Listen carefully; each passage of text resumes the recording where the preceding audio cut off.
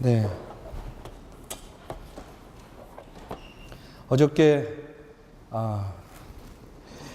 잠실 실내체육관에서 1903 성령 한국 청년대회 기도 성회가 있었어요. 우리 교회 청년들도 많이 참석을 했습니다. 한 15,000명 정도, 제 생각엔 15,000명이 넘은 것 같아요. 저희가 대회를 준비할 때는 한 15,000명 정도를 생각했는데 어제 가보니까 그 좌석이 13,500석입니다. 근데 그 좌석이 다 찼고요. 그 밑에 1층에 그 바닥에 스탠딩으로 또 꽉 차 있었고요. 복도에 또 뭐 빈틈이 없이 이렇게 찬 걸 보면 엄청나게 많은 그런 청년들이 모여서 함께 찬양하고 또 기도하고 또 말씀 가운데 은혜를 나누면서 이 땅의 부흥, 특별히 청년들의 영적인 부흥을 위해서 참으로 뜨겁게 기도하는 그런 시간이었어요. 끝이 아니죠. 이제 그게 시작인 걸로 생각이 되고요. 그 불씨들이 이제 개교회로 옮겨져서 개교회에서 그 같은 기도의 불씨가, 그런 불꽃이 타올라야 될 줄로 믿습니다. 이제 우리가 해야 되는 거예요. 어저께 이제 스타트했고요. 우리가 이 자리에서, 우리 삶의 자리에서 기도하는 그런 청년들 되기를 간절히 바랍니다. 제가 이렇게 보니까 오늘 반가운 얼굴들이 많이 왔네요. 예, 딱 보니까 일본에서도 지금 한 2명 정도 왔어요. 우리 용빈이하고 상혁이가 왔고요. 또 뭐 군대에서도 왔어요. 군대에서도. 예, 재호가 또 휴가 나왔고. 늘 예배에 참석할 때마다 이렇게 새로운 얼굴들이 이렇게 눈에 띄면 얼마나 반갑고 기분 좋은지 모르겠어요. 근데 또 꼭 그런 것만 아니야. 반대로 있어야 되는데 없는 사람들이 있어요. 그렇죠? 어디 간 거예요 도대체? 여기 모니터 좀 줄여주세요. 모니터. 있어야 되는데 없는 사람들이 있어요. 있어야 되는데. 그렇죠? 하여튼 우리는 그렇습니다. 오는 사람 있으면 가는 사람 있고, 또 나온 사람 있으면 안 보이는 사람들 있고, 그럼에도 불구하고 이렇게 하나님께서 예배하는 이 자리를 채워주시는 은혜가 얼마나 감사한지 모르겠어요. 우리 옆에 있는 사람하고 같이 한번 인사합시다. 뭐라고 할까요? 예, 너의 얼굴을 보니까 하나님의 얼굴을 보는 것 같다. 한번 이렇게 인사합시다. 이거 모니터 좀 줄여주세요. 모니터.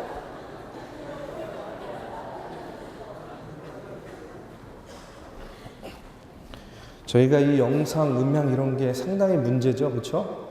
예, 제가 항상 설교 때마다 이런 요청을 하고 이런 얘기를 하는 게 굉장히 저도 어렵네요. 벌써 4년째인데. 아마 이제 추석 전후로 이 음향이 좀 바뀌지 않을까 이런 생각을 하는데, 음향이 바뀌면 제가 노래 하나 하겠습니다. 찬양 하나. 예.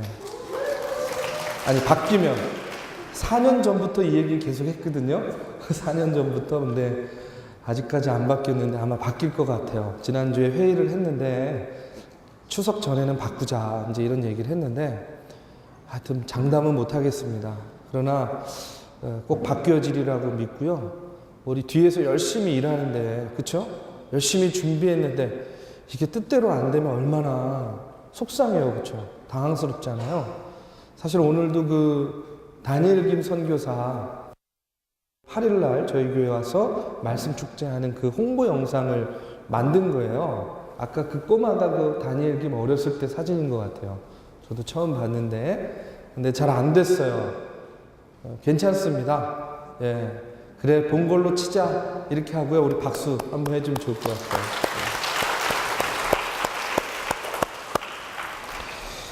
오늘 이 시간에는요, 디모데 전서의 말씀을 가지고 함께 은혜를 나누고자 합니다. 우리가 예전에는요, 존경하는 어른들을 표현할 때 스승이라는 표현을 많이 썼죠. 그렇죠? 그런데 요즘에는 스승이란 말 잘 안 쓰는 것 같아요. 예전에는 저도 교회에서 목사님을 이야기할 때 우리 영적인 스승이요, 영적인 아버지다 뭐 이렇게 이야기했어요. 물론 당연히 연배가 많이 차이 났죠. 지금 뭐 제가 여러분한테 그렇게 불리길 원하는 건 절대 아닙니다. 저는 뭐 영적인 오빠 내지는 뭐 영적인 삼촌 뭐 이 정도는 아니죠. 아버지 정도는 아니잖아요. 그렇죠? 근데 어쨌든 예전에는 그런 스승, 아버지, 뭐 이런 이야기, 이렇게 호칭을 많이 했는데 요즘은요, 잘 못 듣겠어요. 대신에 어떤 얘기를 많이 듣냐면 멘토, 멘토다, 이런 얘기를 많이 듣습니다. 그래서 너는 멘토가 누구냐? 그러면 아무개요. 뭐 어떤 분이요. 뭐 이렇게 해가지고 이제 그 스승, 그 멘토를 이야기하는 것을 보게 됩니다. 멘토가 어떤 역할을 합니까? 어떤 판단을 하고 결정을 하고 또 내가 삶의 순간순간 뭔가 나 스스로 해결하지 못하는 문제들에 대해서 어떻게 하는 거예요? 조언을 구하고 도움을 청할 때에 그 이야기들을 듣고 내 삶에 영향력을 행사하고 내 결정에 또 영향력을 행사하는 그런 분을 우리가 멘토라고 이야기를 하죠. 저도요, 항상 그런 생각을 많이 가지고 있어요. 나에게도 멘토가 있었으면 좋겠다. 나도 좀 이렇게 나를 영적으로 강하게 이끌어주고, 좀 순간순간 나에게 내가 답답할 때, 내가 갈 길 몰라 헤맬 때, 방황할 때 찾아가서 조언을 구하면 나에게 좀 이렇게 권면도 하고 조언도 해줄 수 있는 그런 멘토가 있었으면 좋겠다. 이제 그런 생각을 많이 해요. 그래서 이 얘기는 뭐죠? 아직까지는 그런 분이 없다는 얘기입니다. 안타깝게도. 그래서 저는요, 제가 좋아하는 그런 목사님들, 이제 이런 분들의 책 같은 것들을 이제 많이 읽으면서 직접 만날 수는 없지만 그 책을 통해서 그분들의 지혜와 경륜을 배우고 또 그것을 통해서 많은 도움을 받고 있습니다. 무엇보다도요, 저에게 있어서 가장 중요한 멘토는 누구겠습니까? 바로 예수님이죠. 하나님의 말씀을 통해서 묵상하고 또 그 말씀을 통해서 주시는 그 예수님의 지혜와 영감을 가지고요, 하나님의 일들을 감당하고 있어요. 그래서 육신의 멘토는 없지만 영적인 멘토, 바로 예수님을 멘토로 모시고 살아가고 있습니다. 여러분은 멘토 있으세요? 아마 있으신 분도 있고 또 없는 분도 계시겠죠. 있다면 굉장히 행복한 분이라고 저는 생각해요. 나에게 멘토가 있다. 굉장히 행복한 분이에요. 아직 없다. 그러면요, 여러분 꼭 만드시기 바랍니다. 찾으시기 바라요. 그래서 인생의 멘토와 함께 또 우리의 영혼의 멘토, 영적인 멘토이신 주님과 더불어서요, 여러분 청년의 때에 지혜롭게 여러분의 삶을 이렇게 만들어 가시기를 간절히 바랍니다. 오늘요, 본문은 디모데서예요. 디모데서. 앞으로 이제 몇 주간에 걸쳐서 이 디모데 전서를요, 제가 강해 설교를 또 하려고 합니다. 근데 여러분 알다시피요, 디모데가요, 바울의 제자입니다. 디모데에게는요, 스승이 있었어요. 멘토가 있었어요. 그게 누구냐면 바울인 거예요. 바울도요, 이 디모데를요, 친아들 같이 여겼다라고 이렇게 말씀에 나오고 있습니다. 오늘 본문 1장 2절의 말씀에 보면 디모데는요, 바울에게 뭐라고 호칭을 하냐면 믿음 안에서 참 아들 된 디모데, 이렇게 이야기해요. 바울에게 있어서 디모데는 믿음 안에서 참된 아들과 같은 그런 존재였다는 거예요. 우리가 흔히 이거를 뭐라고 이야기합니까? 영적인 아들이다, 이렇게 이야기하죠. 바울에게 디모데는 영적인 아들이었습니다. 여러분, 디모데라는 이름은요, 하나님을 영화롭게 한다 하는 그런 뜻을 가지고 있어요. 그런데 이 디모데가 바울이 1차 전도 여행을 갔을 때에 더베라는 곳에서 바울을 만나가지고 그때 복음을 받아들이게 됩니다. 그 이후에 디모데가 바울의 총애하는 제자가 되는 거예요. 그리고 신실한 동역자가 되어서요, 바울의 선교 사역을 하는 내내 가장 바울을 옆에서 돕는 아주 중요한 동역자의 역할을 하는 인물이 바로 디모데예요. 바울이 오늘 말씀에서처럼 이 디모데를 자신의 아들과 같이 생각했듯이요, 디모데 역시요, 바울을요, 어떻게 생각했냐면 아버지처럼 생각했어요. 육신의 아버지가 아니라 영적인 아버지죠.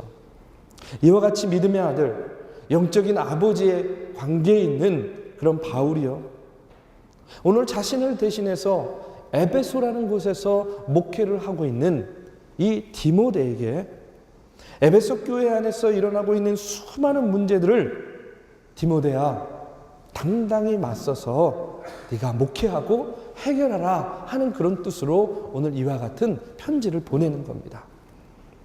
바로 이것이요 디모데 전서인 거예요. 지금의 교회도 그렇지만 여러분 그 당시 에베소 교회도요 안팎으로 많은 문제가 있었어요.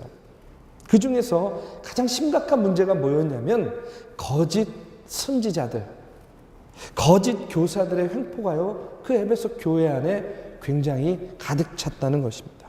오늘 본문 3절 말씀에 보면요 이런 말씀이 있어요. 뭐라고 이야기하냐면 내가 마게도냐로 갈 때에 너를 권하여 에베소에 머물라 한 것은 어떤 사람을 명하여 다른 교훈을 가르치지 말며 이렇게 나와 있어요. 그렇죠? 다른 교훈을 가르치지 말라는 것은 어떤 이야기입니까? 교회 안에 다른 교훈을 가르치는 이들이 있다라는 뜻이죠. 그러니까 디모데야, 저들이 교인들을 향해서 다른 교훈을 가르칠 때에 너는 어떻게 하라는 거예요? 다른 교훈을 가르치지 말라는 그런 바울의 권면인 것입니다. 여러분, 초대교회, 에베소 교회뿐만 아니라 초대교회는요, 이와 같이 다른 교훈을 가르치는 거짓 교사들 때문에 대단히 많은 문제를 가지고 있었어요. 이 거짓 교사들이 어떤 다른 교훈을 가르쳤냐면 예를 들면 이런 겁니다.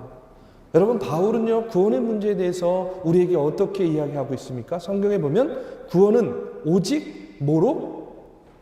오직 믿음으로 구원받는다 이렇게 나와 있죠. 여러분 우리는요 뭐로 구원받습니까? 오직 믿음으로. 그렇죠. 여러분의 믿음이 여러분을 구원한 거예요. 믿으십니까? 예. 그런데 이 거짓 교사들은요 교회 안에서 초대교회 안에서 어떻게 가르쳤냐면 행위로 구원을 받는다 이렇게 가르치는 거예요. 그러니까 에베소 교인들이요 혼란스러워진 거예요. 바울은 디모데는 분명히 오직 믿음으로 구원받는다라고 이야기했는데 아니 거짓 교사들은 너희가 행위로 구원을 받는다라고 이야기를 하니까 여러분 생각해 보십시오.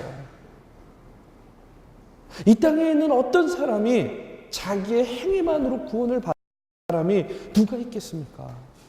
여러분 그렇지 않아요? 이 땅에 있는 누가 행위만을 가지고 구원을 받을 수 있겠냐는 거예요. 여러분 저도요 거룩해 보이죠? 거룩하게 사는 것 같죠? 행위로 구원 받을 수 있을 것 같죠? 좀 그렇다고 해주세요. 이렇게 반응이 없으면. 근데 그게요 여러분들이 볼 때만 그런 거 아니겠습니까? 그렇죠? 여러분이 보지 않을 때 아니 꼭 행위가 아니더라도 내 마음속으로 얼마나 많은 범죄를 저지르고 있겠냐는 거예요. 이 땅에 어느 누구도 행위로 구원을 받을 수 있는 사람은 없는 거예요. 그런데 이 거짓 교사들은요 율법을 이야기하면서 너희가 행위로 구원을 받는다라고 이야기를 하는 거예요. 에베소 교인들은 혼란스러웠습니다. 그런데 문제는 뭐냐면 6절 말씀에 보면 또 이런 말씀이 나와 있어요. 우리 한번 같이 봉독할까요? 자, 시작. 사람들이 이에서 벗어나 헛된 말에 빠져. 사람들이 이에서 벗어나 헛된 말에 빠져. 이게 무슨 말이에요? 그 교회에 있는 교인들 중에 올바른 가르침에서 벗어나서 거짓 교사들이 가르치는 그 헛된 가르침에 빠진 사람들이 있다는 거예요. 바로 이것이요 에베소 교회 안의 문제였습니다. 거짓 교사들이요 헛된 말, 헛된 복음, 거짓 복음을 가르치는데 안타깝게도 교인들 가운데, 성도들 가운데 그와 같은 거짓 교훈에 빠지고 그것을 추종하는 또 무리들이 생겨났다는 거예요. 이처럼 디모데가 목회하고 있는 이 에베소 교회는요 안으로는 이와 같이 거짓 교사들의 가르침이 난무했고요 이들을 따르는 추종자들이 있었고요 밖으로는 우상 숭배와 성적인 타락이 아주 심했던 그런 상황 속에 있었습니다. 그런 상황 속에서 바울은 젊은 목회자요, 자신의 영적인 아들인 디모데에게 위축되지 말고, 네가 흔들리지도 말고 오로지 말씀 가운데 굳게 서서 네가 그 교회를 치리해라 하고 이렇게 오늘 디모데 전서의 말씀을 통해서, 이 서신을 통해서 권면하고 있는 거예요. 저는 오늘 말씀을 준비하면서 이 에베소 교회의 이 상황들이요, 이 디모데의 목회적인 현실이요, 오늘 우리 젊은이 교회의 상황과 저의 목회 현실과 크게 다르지 않다 하는 그런 생각이 들었어요. 여러분 한번 보십시오. 우리 젊은이 교회가요, 날로 성장하고 있습니다. 여러분 그거 느껴지세요? 예, 그냥 눈에 보이게 여러분 한번 이렇게 둘러보세요. 언젠지 모르게요, 이 젊은이 교회 예배의 자리가 점점점 가득 차고 있어요. 수적으로도 그렇지만 영적으로도 우리가 아주 괄목할 만한 그런 성장을 이루어 가고 있습니다. 마르지 않는 샘 새가족반, 여러분 새가족들의 발걸음이 끊이지 않는 거예요. 그렇죠? 좋은 새가족들이 많이 왔습니다. 다른 곳에서 잘 훈련받은 청년들이요, 비록 수평이동이긴 하지만 이 젊은이 교회에 와가지고요, 막 활력을 불어넣고 있어요. 매번 새가족반을 진행할 때마다 또 제가 감사한 게 있어요.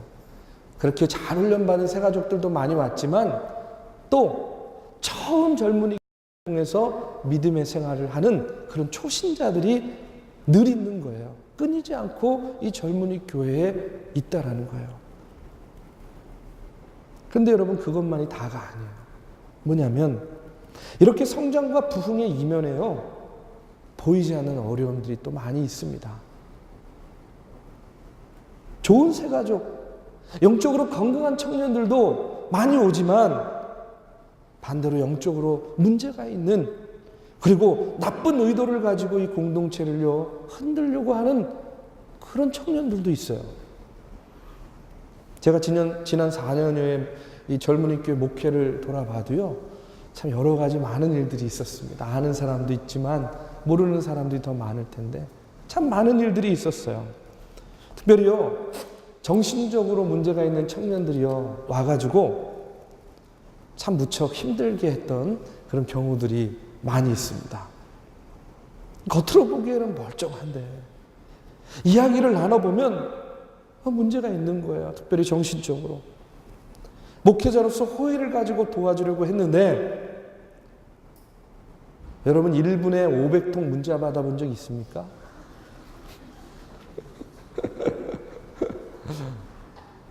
여러분 밤낮을 가리지 않고 문자를 보내는 거예요.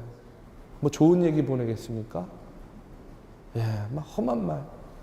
그래서 이제 핸드폰으로 보내면 스팸 번호 하면은 안 받아도 되잖아요.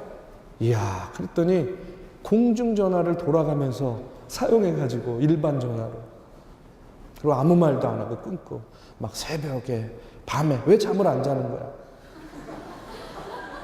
잠을 안 자는 이유가 뭐야 도대체? 난 자야 되는데. 그런 경험들도 있었어요. 어린 청년들에게 험한 말도 들었고요, 또 험한 일도 많이 겪었습니다.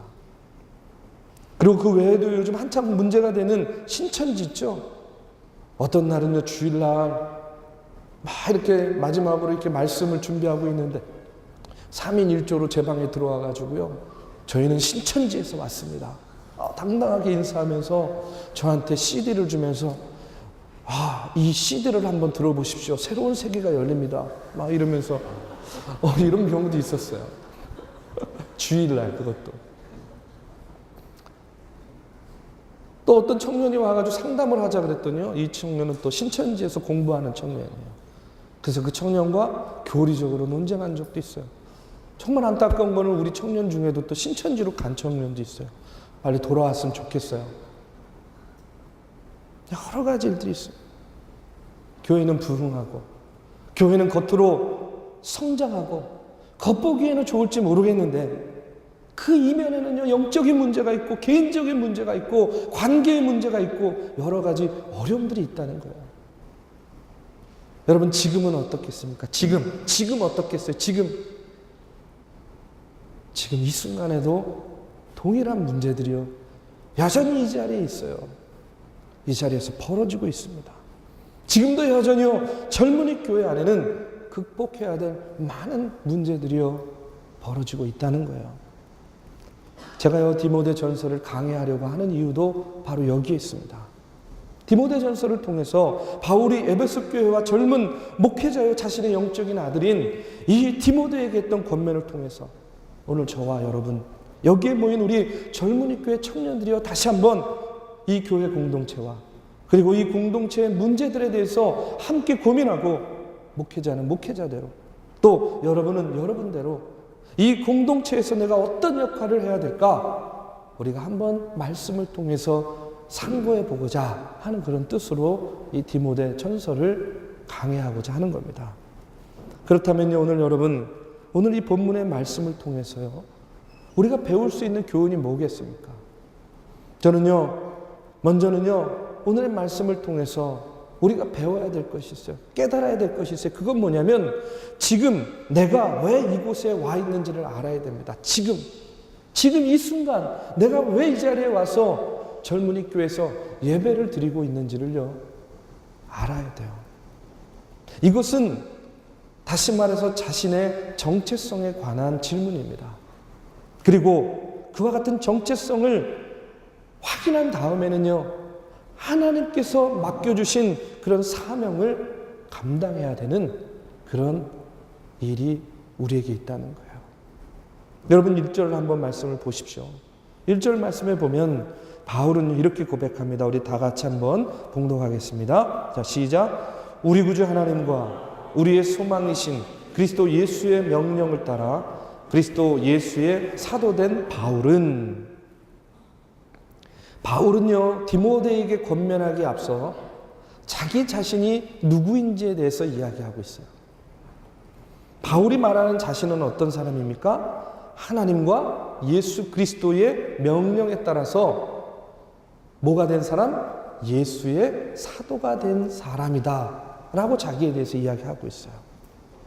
자신이 사도가 된 것은 자기의 선택에 의해서 된 것이 아니라 하나님의 명령에 따라서 그렇게 되었다, 이렇게 이야기하는 거예요.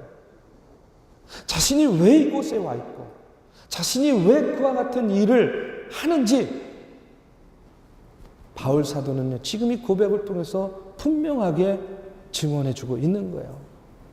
여러분, 오늘 우리에게도 이와 같은 것이 중요합니다. 내가 왜 여기에 있는지, 내가 왜 이와 같은 일을 하는지 아는 것, 여러분, 이것이 너무나 중요해요. 왜냐하면 자신을 아는 것은요, 자신의 정체성을 아는 것이 되고요, 자신이 왜 일을 하는 것을 아는 것은요, 자신의 사명이 무엇인지를 알고 일하는 사람이 되기 때문에 그래요. 나에게 맡겨주신 하나님의 사명이 무엇인지를 알아야 여러분 그 사명을 잘 감당할 거 아니겠습니까? 내가 어떤 존재인지를, 내 정체성에 대해서 분명한 자기의식이 있어야만 맡겨주신 소명을 감당할 거 아니겠냐는 거예요.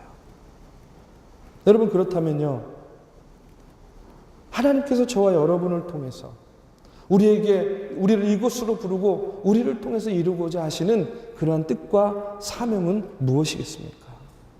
저는요, 이 땅에 교회를 세우는 것이라고 믿어요. 저와 여러분을 통해서, 또 우리를 통해서 세워진 교회를 통해서 주의 복음을 전하는 것이라고 믿습니다. 그 복음 전파의 사명을 통해서 이 땅에 하나님 나라를 이룩하는 것이 바로 우리를 이 땅에 보내시고, 우리를 젊은이 교회에 보내시고, 저와 여러분을 이 공동체에서 예배하게 하신 하나님의 목적이요, 우리가 깨달아야 될 사명이라고 저는 믿습니다. 복음을 통해서 만 백성을 구원하는 일, 여러분, 이것이요, 우리의 소명이자 사명인 것입니다. 바로 이와 같은 사명을 감당하게 하기 위해서 저와 여러분이요, 바울과 같이 내가 누구인지, 내 자신의 정체성을 바로 알고요, 그 사명 가운데 일하는 것이 중요한 겁니다. 저는 목사로서 제 정체성을요, 항상 이렇게 규정합니다. 제가 전에도 한번 오래전에 말씀을 드린 적이 있어요. 기억나시는 분들은 기억나실 거예요. 저는요, 그때나 지금이나 제 정체성에 대해서 한 번도 변한 적이 없어요. 저는요, 제 정체성을 이렇게 이야기하고 싶어요. 여러분, 흔히 우리가 성도들을 양이라 그럽니다. 여러분 양이에요. 여러분의 정체성은 양입니다. 그러면 목사는 뭡니까? 목사는 목자. 보통 이렇게들 생각을 합니다. 그렇죠? 나는 양이야. 목사님은 목자야. 라고 이렇게 생각을 해요. 근데 여러분 시편 23편 1절의 말씀에 보시면 다윗이요 이렇게 고백합니다. 우리 한번 같이 시편 23편 1절의 말씀 한번 볼까요? 여러분 다 잘 아는 말씀이에요. 그냥 다 외울 겁니다. 시작. 여호와는 나의 목자시니 내게 부족함이 없으리로다. 다시 한번. 자, 시작. 여호와는 나의 목자시니 내게 부족함이 없으리로다. 다윗의 고백입니다. 다윗은요, 여호와가 뭐라고 지금 고백하고 있습니까? 여호와가 나의 목자다. 이렇게 이야기하고 있어요. 여러분, 다윗의 고백처럼 목자는요, 하나님이에요. 그리고 여러분 누구라고요? 양. 목자는 하나님이고 여러분은 양인 거예요. 목자가 목사가 아니라는 그런 이야기입니다. 그러면 목사는 뭐겠습니까? 목사는 뭐겠어요? 양무리에서 목사가 하는 역할은 뭐겠습니까? 바로 양을 치는 개의 역할이 목사의 역할이라는 거예요. 자꾸 개만 생각하면 이상해지는데 양을 치는 개요. 양을 치는 개. 셰퍼드 덕입니다. 자, 개는 지우고 양을 치는 이게 저의 정체성인 거예요. 저는 한순간도 제 정체성, 제 역할에 대해서요 혼동한 적이 없어요. 이 땅에 수많은 목회자와 성도들이요 바로 이 부분에서 혼돈하기 때문에 이 땅의 교회가 혼란에 빠지는 거예요. 이렇게 혼란스러운 겁니다. 목사 스스로도 자신이요 목자라고 생각해요. 성도들도 어느 순간 목사가 목자라고 생각해요. 그런데 여러분, 성경은 분명히 이야기하고 있어요. 뭐라고 이야기합니까? 목자는 누구라고요? 여호와 하나님이다 라고 이렇게 이야기를 합니다. 그리고 성도는 양으로서 목자 대신 하나님을 바라보고 나아가는 존재들이에요. 여러분, 그럼 목사가 뭐라고요? 양을 치는 개라 그랬어요. 여러분, 양 치는 개의 임무가 뭡니까? 양 치는 개의 임무는요, 양들이요 그 양 무리에서 이탈하지 않도록 늘 주의를 환기시키는 역할을 하는 것이 양치기 개 역할이에요. 여러분, 양무리를 보십시오. 매 하면서 정말 다 자기 길로만 가려고 그래요. 그렇죠? 양들이 다 자기 길로 가려고 할 때에 양치기 개 역할이 뭐예요? 이쪽 저쪽 분주하게 다니면서 그 양들이 그 무리에서 이탈하지 않도록 주의를 환기시키는 거예요. 딴 생각하지 마, 너네. 야, 딴 길로 가지 마. 야, 너네 무리에서 벗어나지 마. 이렇게 주의를 환기시키면서 양들로 하여금 어떻게 해요?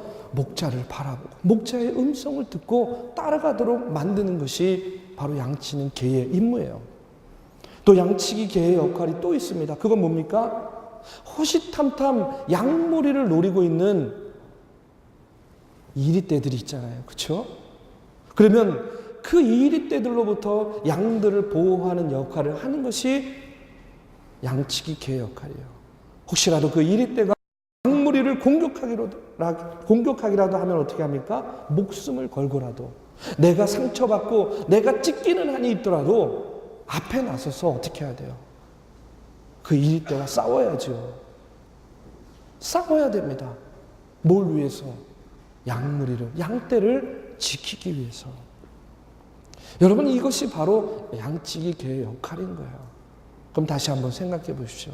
목사의 역할과 양치기 개의 역할. 바로 목사는 그런 역할을 하는 겁니다.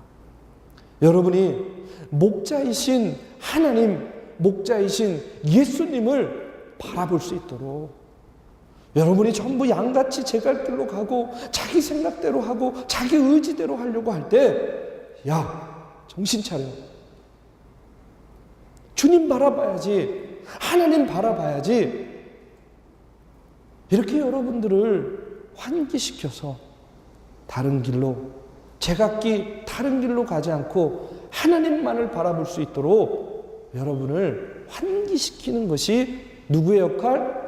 목사의 역할이라는 거예요. 저의 역할이라는 겁니다. 여러분이 목자이신 하나님을 바로 볼 수 있도록 하기 위해서, 야, 예배에 빠지면 안 돼. 야, 말씀 읽고 묵상해야 돼. 기도해야 돼. 야, 선교 가자. 야, 성지순례 가자. 이제 제자양육 있으니까 말씀 열심히 공부하고 들어. 야, 봉사하자. 섬기자. 상담도 하고 신방도 하고 밥도 사주고 차도 사주고. 여러분, 이러는 일이, 그 이유가 무엇이겠습니까? 그것이 저의 역할이기 때문에 그래요. 그렇게 해서라도 여러분이 하나님을 바라볼 수 있게 하기 위해서. 또 다른 역할이 뭐라 그랬습니까? 공동체에 해를 입히려고 하는 외부의 위협들로부터 이 공동체를 지켜내는 것. 여러분, 이것도요, 또한 저의 사명인 거예요. 그런 과정 속에서 때로는요, 내 문제가 아닌데, 내 일이 아닌데 모멸감을 당할 때도 있어요. 상처받고 찢길 때도 있어요. 피 흘리고 아파할 때도 있어요. 그러나 그것을 두려워하지 않고, 그것을 염려하지 않고, 내가 이 공동체를 지키기 위해서라면, 내가 이 양떼를 지키기 위해서라면, 내가 피 흘리는 것쯤이야, 내가 상처나는 것쯤이야, 마다하지 않고 나가서 지키는 것, 지켜내는 것. 여러분, 이것이요 바로 저의 역할이고요. 저는 이 역할을 위해서 이제까지 충실히 목회를 해왔다고 믿습니다. 그리고요, 앞으로도 또 그럴 거예요. 바로 이것이 제가 갖고 있는 목사로서의 저의 정체성입니다. 이제까지 말씀드린 것이 바로 이 젊은이 교회에 저를 부르시고 저로 하여금 이곳에서 목회하게 하신 하나님께서 저에게 주신 사명이라고 저는 믿습니다. 사랑하는 믿음의 청년 여러분, 하나님께서 저에게만 이와 같은 사명을 주셨겠습니까? 아니잖아요. 여기에 모인 한 사람 한 사람 여러분에게도요, 각각의 양으로서 여러분에게 사명을 주셨습니다. 여러분에게 달란트 주셔서요, 그 달란트대로 하나님께서 봉사하게 하시잖아요. 헌신하게 하시잖아요. 여러분에게 시간과 물질을 주셔서요, 그것들을 통해서 또 헌신하게도 하십니다. 순간순간 양치는 개의 역할을 하는 목사를 통해서 어떻게 해요? 다시 한번 하나님을 바라보게도 하시고요. 여러분, 한 사람 한 사람에게 바로 이와 같이 정동 젊은이 교회를 세우도록 사명을 주셨음을 여러분 믿으시기 바랍니다. 사명 없이요, 그저 교회만 왔다 갔다 하는 그런 신앙생활이 되지 않기를 바랍니다. 여러분, 혹시라도요, 교회 생활에 문제가 있습니까? 그렇다고 한다면 그 순간에 이 땅의 수많은 교회 중에 젊은이 교회로 부르신 하나님의 뜻이 무엇일까? 여러분, 이것을 한번 생각해 보십시오. 여러분이 살아가는 가운데 여러분의 삶의 잡다한 문제들 때문에 혼란스럽고 여러분을 어렵게 합니까? 그렇다고 한다면 하나님께서 이 땅에 또 그 수많은 사람들 중에서 나를 뽑으시고 택하셔서 당신의 자녀로 삼아주신 그 뜻은 무엇일까? 여러분, 그거 한번 생각해 보세요. 그럴 때에요, 여러분이 하나님의 뜻대로 사는 개인이 될 수 있고요. 여러분, 우리가 하나님의 꿈을 이루어 드리는 그런 교회가 되고 공동체가 될 수 있는 겁니다. 내가 누구인지, 내가 주님 앞에 어떤 정체성을 가지고 있는지, 왜 하나님께서 이 젊은이 교회로 나를 부르셨는지 이 사명을 우리가 분명히 깨달아 알 때요, 우리는요 하나님의 진정한 제자가 될 수 있는 거예요. 저는요 마지막으로 이와 같은 사명을 감당하기 위해서 우리가 꼭 지켜야 될 것이 있어요. 그게 뭐냐면 여러분의 사명의 자리를 지켜야 돼요. 여러분의 사명의 자리를. 우리가 우리에게 맡겨주신 사명을 감당하기 위해서는요, 기본적으로 하나님께서 우리에게 부여해 주신 거룩한 사명의 자리들이 있습니다. 지금 여러분이 앉아있는 자리가 있듯이 그 사명의 자리가 있어요. 그 사명의 자리를 여러분 떠나지 않고 지켜내시기 바랍니다. 지켜내세요. 오늘 본문 3절 말씀에 보면 이런 말씀이 있습니다. 우리 함께 같이 봉독해 볼까요? 자, 시작. 내가 마게도냐로 갈 때에 너를 권하여 에베소에 머물라 한 것은, 이게 무슨 말이냐면요, 바울이요 자신이 마게도냐로 떠나면서 디모데에게 너는 에베소에 머물러 있으라 하고 이렇게 부탁했어요. 바울은요 디모데와 함께 있다가 자신은 이제 데살로니가 교회와 빌립보 교회가 위치한 마게도냐로 떠나게 되면서 이제 에베소 교회의 목회를 그러면서 디모데에게 맡긴 겁니다. 왜 바울이요 디모데에게 에베소에 머물라고 했겠습니까? 앞서도 말씀드렸듯이 에베소에서 디모데가 해결해야 될 문제가 너무나 많았기 때문에 그래요. 바울은 디모데에게 힘들겠지만 또 버거울 수도 있겠지만 네가 에베소에 남아서, 오늘 보면 3절부터 11절 말씀에 보십시오. 에베소에는, 에베소 교회 안에는 이와 같은 수많은 문제들이 있었어요. 예? 그런데 이와 같은 문제들을 네가 남아서 해결하라는 거예요. 너라도 거기를 지키고 너라도 거기 남아서 이 교회의 산적한 문제들을 해결하라 하고 이렇게 권면을 하는 겁니다. 여러분, 디모데는요 아무리 힘들고 말썽 많은 곳이었지만 에베소를 떠나면 안 되는 것이었어요. 그 자리를 지켜야만 했습니다. 왜냐하면 거기에 바로 디모데에게 향한 하나님의 사명이 있었기 때문에 그래요. 거짓 교사들의 가르침에 대항해서 이제 기독교의 참 진리와 사랑을 선포할 사명이 디모데에게 주어졌기 때문에 그렇습니다. 저는요 오늘 여러분이 일할 거룩한 사명의 자리가 어디인지를 묻고 싶어요. 여러분, 오늘 여러분들이 일할 거룩한 사명의 자리는 어디입니까? 왜 이렇게 오래 생각하세요? 젊은이 교회죠. 지금 여러분이 있는 이곳입니다. 이곳이 바로 여러분이 일할 사명의 자리예요. 그렇기 때문에 디모데가 에베소를 지키고 에베소 교회를 지켰듯이 여러분도 젊은이 교회를 지키고 여러분의 이 자리를 지키시기를 바랍니다. 여러분, 이 자리를 떠나서는 안 됩니다.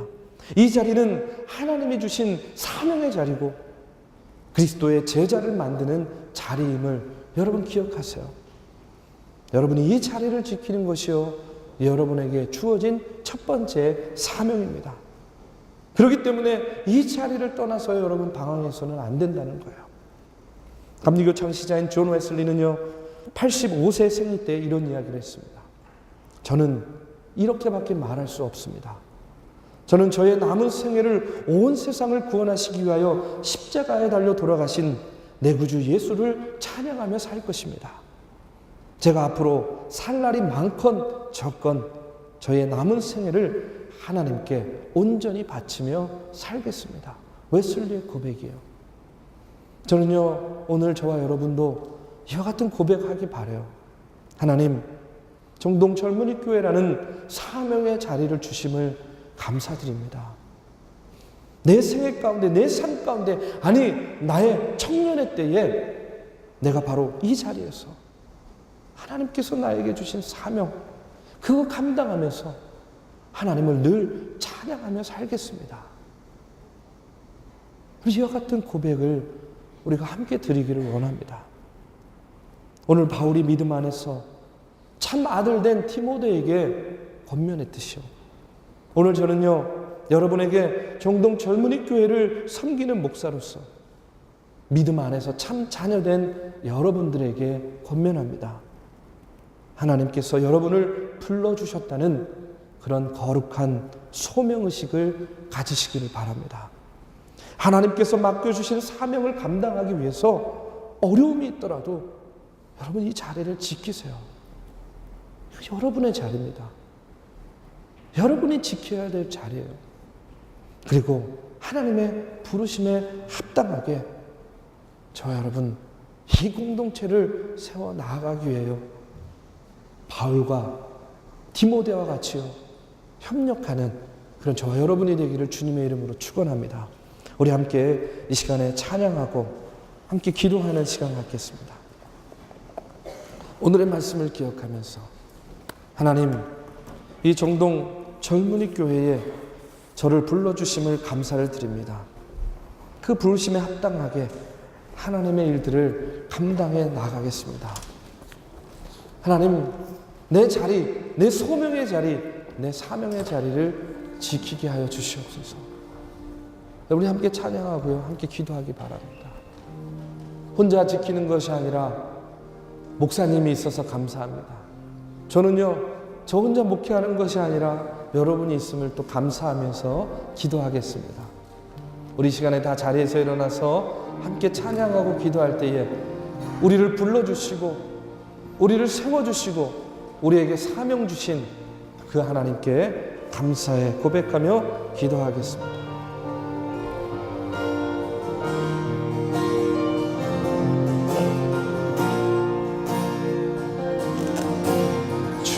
주님 다시 오실 때까지 나는 이 길을 가리라.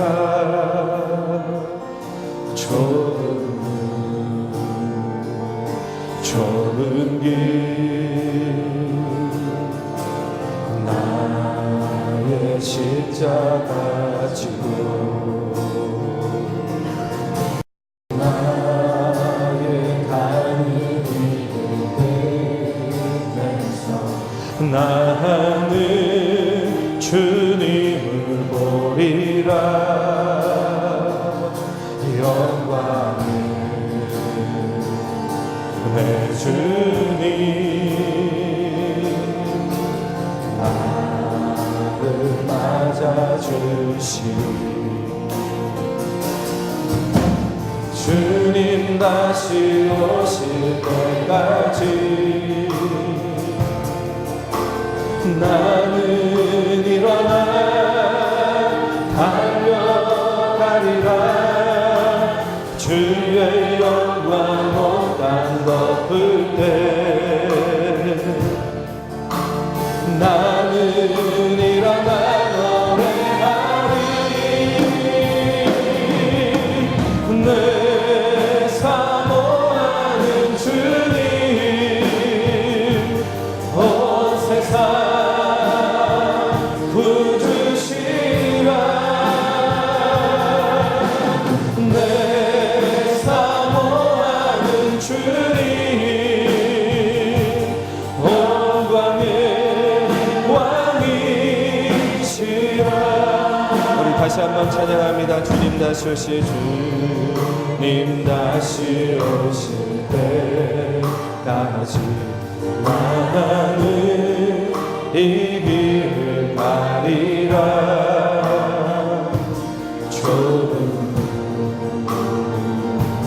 좁은 길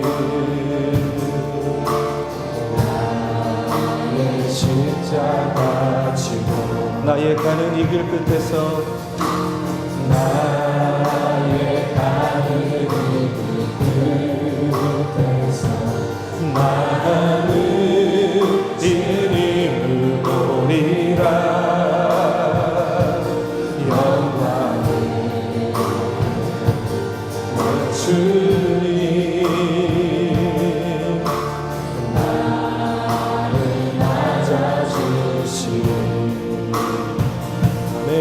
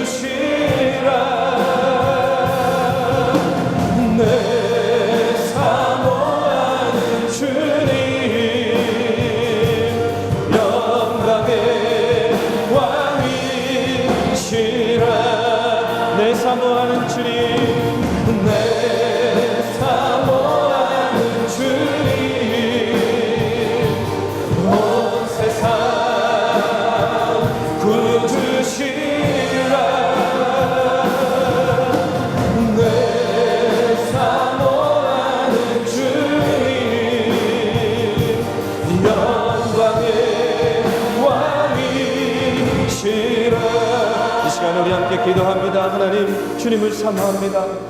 주님, 오늘 주시는 말씀과 같이 주님께서 나를 이촌으로 불러주신 줄로 믿습니다. 이 땅의 수많은 사람 가운데 또한 나를 당신의 자녀로 삼아 주신 줄로 믿습니다.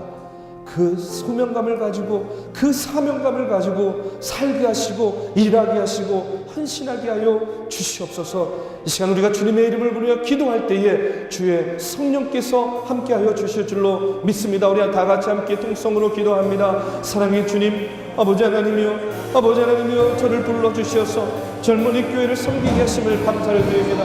우리 믿음의 청년들을 이천으로 불러주시어서 하나님의 일을 함께 감당하게 하심을 감사를 드립니다. 우리는 너무나도 연약합니다.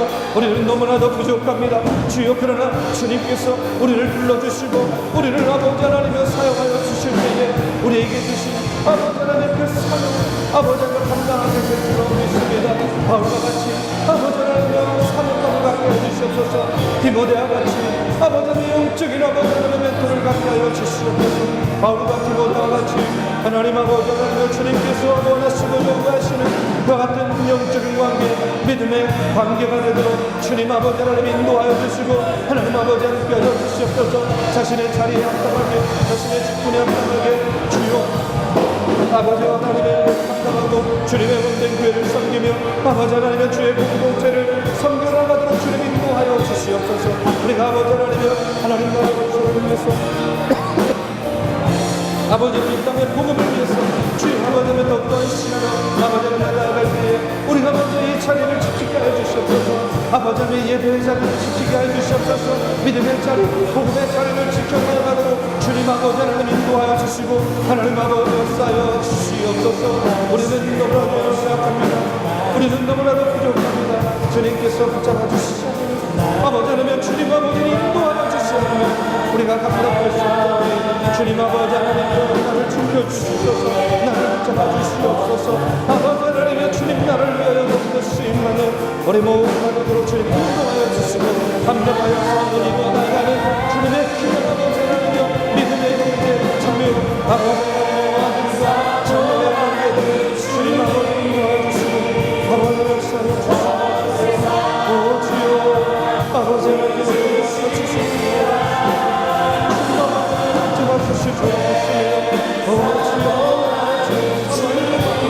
주님께 나올 때에 주님 주여 인도하여 주시옵소서.